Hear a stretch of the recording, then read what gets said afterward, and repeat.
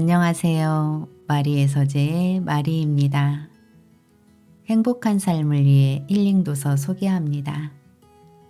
오늘 소개해드릴 책은 무조건 행복할 것입니다. 저자는 그레첸 루빈, 역자는 전행선, 출판은 21세기 북스입니다. 간단한 저자 소개입니다. 뉴욕에 잘나가는 변호사로 일하며 남부러울 것 없이 살고 있던 저자는 어느 날 문득 자신의 삶이 행복하지 않음을 깨닫고 법조계를 과감히 떠난다. 그리고 행복해지는 방법을 찾기 위해 1년 동안 행복 프로젝트를 실행하며 그 과정에서 겪은 성공과 실패, 실망, 감사 등의 감정을 이 책에 고스란히 담아냈다. 바로 본문 내용으로 들어가겠습니다. 무조건 행복하기. 나는 4월의 어느 날 아침 갑작스럽게 한 가지 사실을 깨달았다. 바로 내가 삶을 허비하고 있다는 것. 빗방울이 부딪히는 시내버스 창밖을 내다보던 나는 불현듯 세월이 미끄러지듯 멀리 흘러가 버렸다는 것을 알게 되었다. 도대체 내가 삶에서 원하는 게 뭘까? 아, 정말 행복해지고 싶은데 그동안 나는 무엇이 나를 행복하게 해주는지 혹은 어떻게 하면 행복해질 수 있을지에 대해서 단 한 번도 생각해 본 적이 없었다. 물론 행복하다고 느낄 만한 여건은 두루 갖추고 있었다. 그럼에도 불구하고 툭하면 남편이나 케이블 설치 기술자 등을 비난했고 업무상 사소한 차질이라도 생기면 크게 낙담하기도 했다.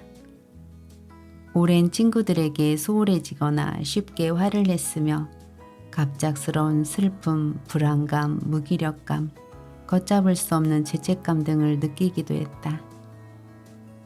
나는 우울증이 있는 것도 아니면서 매사가 불만족스러웠고 심지어 타인에게 불신의 감정까지 느끼는 일종의 중년기 불만 증상을 겪고 있었다. 나는 내가 원했던 거의 모든 것을 가졌지만 그 사실에 감사하지 못하고 있었다. 사소한 불만과 스쳐 지나갈 위기에 압도당해서 어쩌지 못하는 일과 싸우느라 지쳐서 지금 내가 가진 것이 얼마나 훌륭하고 대단한지에 대해 충분히 이해하지 못했다. 하지만 언제까지나 현재의 것을 당연한 것으로 치부하고 싶지는 않았다. 작가 콜레트의 말은 오랫동안 내 뇌리에 살아있었다. 아, 나는 얼마나 아름다운 세상에 살고 있는가. 이 사실을 조금만 일찍 깨달았더라면. 나의 삶의 마지막 순간이나 크나큰 재난을 당한 후에야 과거를 돌이키면서 그때는 정말 행복했어. 그 사실을 진작 깨달았어야 했는데 라고 후회하고 싶지 않았다. 그러니 이제라도 진지하게 고민해 볼 필요가 있었다. 어떻게 하면 평범한 일상에 감사하도록 나 자신을 훈련할 수 있을까? 어떻게 하면 아내로서, 엄마로서, 작가로서, 그리고 친구로서의 나를 모두 지탱해 줄 만한 수준 높은 규범을 마련할 수 있을까? 어떻게 하면 일상의 사소한 마찰을 좀 더 넓고 초월적인 관점으로 바라보며 흘려보낼 수 있을까? 이 모든 생각이 마음속에 흘러넘치는 동안 나는 두 가지 사실을 깨달았다. 첫째, 내가 마땅히 행복해야 할 만큼 행복하지 않다는 것과 둘째, 스스로 바꾸려고 시도하지 않는 한 내 삶은 절대 바뀌지 않는다는 것이었다. 바로 그 순간 나는 더 행복해지기 위해서 내 한 해를 투자해 보리라 결심했다. 이 책은 내가 1년간 행복을 찾기 위해 고군분투한 여정의 기록이다. 열정 가득했던 행복 프로젝트 완수 후 나는 당당히 행복을 쟁취했고 현재 그 행복 바이러스를 보다 많은 사람들에게 퍼뜨리고자 애쓰는 중이다. 나의 행복 프로젝트. 잡동사니를 해치워라. 쌓아놓은 잡동사니들 때문에 골치를 썩는 사람은 비단 나뿐만이 아니다. 인간이 사실상 소유물에 거의 치이다시피 살고 있다는 조짐은 10년 사이 미국의 창고 수가 거의 2배 가까이 증가했다는 사실만 봐도 잘 알 수 있다. 한 연구에 따르면 버리지 못하고 여기저기 쌓아놓은 짐만 정리해도 집안일을 평균 40% 정도 줄일 수 있다고 한다. 행복 프로젝트의 첫 달을 방마다 쑤셔 박아 놓은 짐꾸러미 정리하는 일에 소비하는 것은 왠지 사람을 시시하게 만드는 것 같았다. 하지만 나는 옷장에 가지런히 걸린 코트와 여분의 수건 같은 실생활의 질서와 평온함에 목말라 하고 있었다. 나는 보이는 것부터 해치우기로 마음먹었고 방을 이리저리 다니면서 당장 치워버려야 할 잡동사니의 양과 크기를 어림잡아 보기로 했다. 세심하게 살펴보니 그동안 잡동사니와 짐꾸러미가 얼마나 많이 산재해 있었던지 입을 다물지 못할 지경이었다. 커피 탁자 위와 방구석에는 서류 뭉치가 겹겹이 쌓여 있었고 방 여기저기에 책들이 어지럽게 놓여 있었다. CD와 DVD, 마구 헝클어져 있는 전선줄, 충전기, 동전, 옷걸이, 명함, 사용설명서 같은 잡동사니가 마치 색종이 조각을 뿌려놓은 듯 방을 차지하고 있었다. 치워야 할 물건, 사실상 제자리라는 것이 없는 물건, 도대체 무엇에 쓰이는 것인지 정체도 모를 물건 등에게 적당한 공간을 찾아주어야 할 것 같았다. 혹은 버리는 것도 한 방법일 것 같았고 필요한 사람이 있다면 줘버려도 괜찮겠다는 생각이 들었다. 한동안 집을 돌아본 후 나는 잡동사니 더미를 몇 가지 종류로 분류할 수 있었다. 첫째는 추억의 잡동사니로 어린 시절부터 고이 모시고 있는 유물 같은 종류였다. 그 중에서 나는 몇 년 전 세미나에서 사용했던 자료를 담아놓은 커다란 상자는 더 이상 필요하지 않다고 결정했다. 두 번째는 보존용 잡동사니로 내게는 전혀 소용도 없는데 단지 유용한 물품이라는 이유에서 버리지 못하는 것이었다.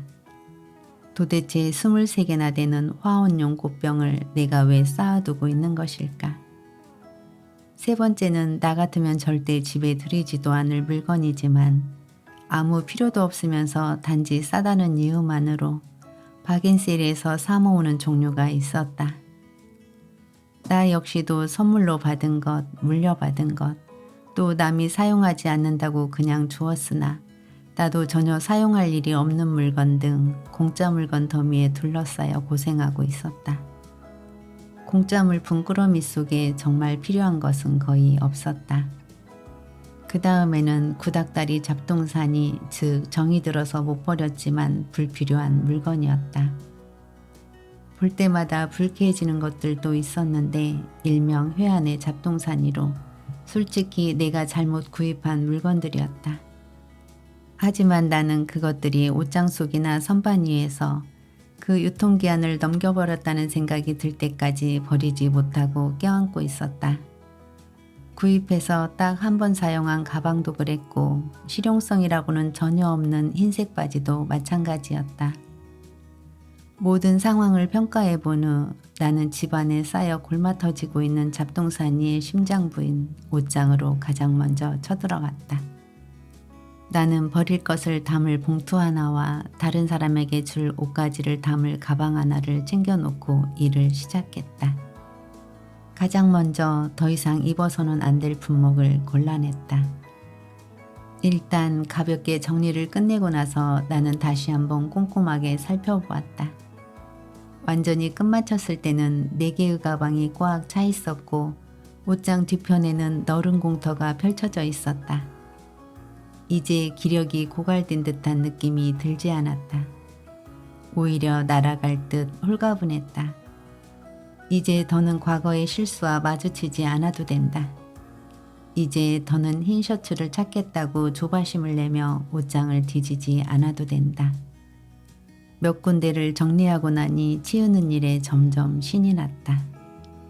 제법 여유 있는 공간을 확보한 옷장을 보면서 나는 만족감에 미소 지었다.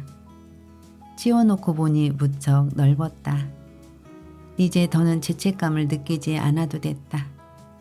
다음 날 나는 또 한 번 도전을 계획했다. 옷장 정리는 예상대로 재미있었다. 몇 주에 걸쳐 반쯤 비워버린 옷장을 다시 정리하면서 나는 한 가지 역설적인 사실을 알아차렸다. 비록 남아있는 옷은 전보다 훨씬 적었지만 입을 옷은 그전보다 많아진 듯한 느낌이 들었는데 그것은 바로 옷장 안에 남은 옷은 하나도 남김없이 다 입을 옷이기 때문이었다. 게다가 선택의 여지가 줄어들었다는 사실도 나를 더 행복하게 만들었다. 일반적으로 선택권이 많이 주어질수록 행복감도 더 커질 거라고 생각하지만 실제로 너무 많은 선택권이 주어지면 오히려 자신감을 잃는다고 한다. 확실히 내 경우에는 불편하고 촌스러운 5벌의 검은 바지 중에서 하나를 고르는 것보다는 좋아하는 2개의 검은 바지 중에 하나를 고르는 편이 훨씬 행복했다. 그리고 그렇게 하는 것이 나머지 바지를 전혀 입지 않는 것에 대한 죄책감도 털어버릴 수 있어 좋았다. 옷장 정리라는 지극히 평범한 일을 처리함으로써 그토록 큰 효과를 얻을 수 있으리라고 누가 상상이나 했을까. 잡동사니 치우기에 의도치 않았던 좋은 결과 중 하나는 나는 늘 온도계를 어디에 두었는지 몰라서 필요할 때마다 새 것을 구입하곤 했는데 이번 잡동사니 치우기를 통해 과거에 잃어버렸던 것을 모두 찾아내어 이제 우리 집에는 온도계가 4개나 되었다. 어떤 물건을 도저히 찾을 수 없다면 청소를 해라. 나는 이번 결심을 실행에 옮기면서 보편적인 장소, 즉 옷장이나 부엌 서랍 같은 곳에 물건을 치워두는 것이 훨씬 쉬워 보일지 모르지만 각각의 품목을 가장 특별한 장소에 보관하는 것이 심정적으로 훨씬 만족스럽다는 사실을 깨달았다. 인생에서 느낄 수 있는 가장 사소한 기쁨 중 하나는 무언가를 제자리에 돌려놓을 때 얻을 수 있다. 구두솔과 광택제를 현관 2번째 선반에 올려놓음으로써 느낄 수 있는 만족감은 관역을 명중시킨 궁수의 그것과 비교할 만했다. 나는 또한 집이 지저분해지는 것을 막고자 몇 가지 규칙을 정해 실천하기로 했다. 미루지 말고 실행에 옮기기를 적극 따르는 것이다. 그러기 위해 나는 1분 규칙을 적용하기로 했다. 즉 어떤 일이라도 1분 내에 끝낼 수 있다면 절대 미루지 않는 것이다. 우산은 집에 들어오자마자 접어서 제자리에 두고 완성할 서류가 있으면 곧바로 작성하고 신문은 보고 난 즉시 재활용 바구니에 집어넣고 벽장문은 볼 일이 끝나면 바로바로 닫았다. 이런 것을 실천하는 데 드는 시간은 길지 않았지만 축적된 효과만은 드라마틱했다. 나는 1분 규칙과 함께 저녁 정리정돈 규칙도 반드시 지켰다. 잠자리에 들기 10분 전 간단한 정리정돈을 하는 것이었다. 밤에 정리정돈을 하면 훨씬 평온하고 쾌적한 아침을 맞을 수 있을 뿐 아니라 자연스럽게 잠자리에 들 준비도 된다는 이점이 있다. 또한 무언가를 질서 있게 정리함으로써 마음의 안정도 찾을 수 있고 몸을 움직이게 됨으로써 피곤함도 느끼게 되는 일석이조의 효과가 있다. 평소 나는 집안 잡동사니를 정리하는 일에 두려움 비슷한 감정을 느끼고 있었다. 손대기가 너무 엄청난 일 같았고 실제로도 엄청난 일이었기 때문이다. 하지만 이제는 주변을 돌아보면 매번 여유로운 공간과 질서가 눈에 들어왔고 그럴 때면 새로운 활력도 조금씩 샘솟는 것 같았다. 비워냄으로써 오히려 더 채워지는 소중한 경험을 했다. 감사함은 행복의 중요한 요소다. 몇몇 연구 결과를 보면 끊임없이 감사하는 사람은 자신의 삶에 훨씬 만족스러워한다는 것이다. 심지어 육체적으로도 더 건강하게 느끼고 운동에도 더 많은 시간을 할애한다고 한다. 감사하는 마음은 시기심에서도 해방시킨다. 지금 가지고 있는 것을 감사하게 되면 다른 것 또는 더 많은 것을 원하고 소비하는 열정을 줄일 수 있기 때문이다. 그렇게 되면 더 쉽게 만족할 수 있고 다른 사람에게도 더욱 관대하게 된다. 감사의 마음은 인내와 관용도 길러준다. 누구든 감사함을 느끼는 상대에게는 쉽게 실망하지 않기 때문이다. 감사는 우리를 자연과도 연결시킨다. 감사함을 가장 쉽게 느낄 수 있는 대상 중 하나가 바로 자연의 아름다움이기 때문이다. 오늘은 여기까지입니다. 감사합니다. 사랑합니다.